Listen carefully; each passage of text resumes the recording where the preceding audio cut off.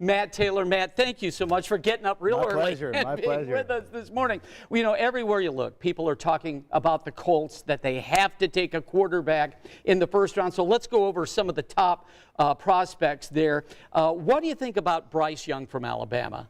Oh, I think he's fantastic. I really do. Now, the polarizing thing about Bryce is that he is small. He is barely 6 foot, just over 200 pounds, but he's an unbelievable athlete. But the fantastic thing about Bryce is that his size and his stature really doesn't show up on tape.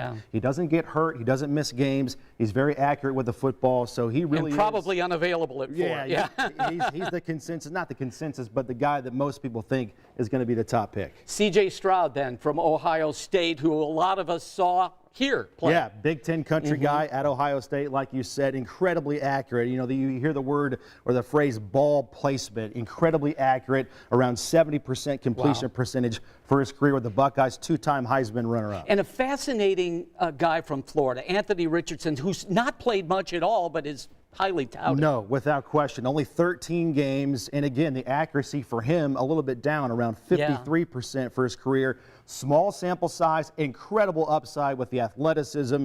I mean, just a freak score at the combine in his pro day. Really intriguing guy because of the resume versus the productivity. And Matt, so many people think that this is the guy that the Colts may get. Will Levis from Kentucky. Yeah, I mean, if you want prototypical, you know, future NFL quarterback, Will Levis might be your guy with size, his stature. I mean, he's got a cannon for a right arm. I mean, he can throw it 50 yards, hitting goalposts from his knees, you know, seemingly at ease. So he's a guy that a lot of people are really intrigued about. We'll see what happens at 4 with the Colts. Now, what other positions do you see the Colts addressing? We know what they need, but what do you see them addressing in the draft? I mean, needs-wise, I mean, Chris Ballard is a guy that does address needs in the draft. We'll see at you know, to what degree, but, you know, wide receiver, maybe pairing up a young wide receiver with a rookie quarterback if the Colts decide to go that route. Maybe some depth along the offensive line, and then cornerback. The Colts lost 2 really good corners in the offseason, Brandon Faison with the Raiders, and they traded Stephon Gilmore. Now, I know people are going to throw rocks at the TV when I ask you this, but might they not maybe not draft a quarterback in the first pick? Listen, anything's possible. There's a lot of really good football players at the top end of the draft, but we do know the Colts will get a franchise player at a premium position in this draft. Tell me about your radio coverage for the draft. Yeah, radio coverage coming up on 93.5 and 107.5 The Fan coming up on Thursday and Friday of this upcoming week. So we'll be live, pick-by-pick analysis, rounds 1 through 3, Thursday and Friday night on The Fan. Isn't he great? Ladies and gentlemen, Matt Taylor of the Colts here.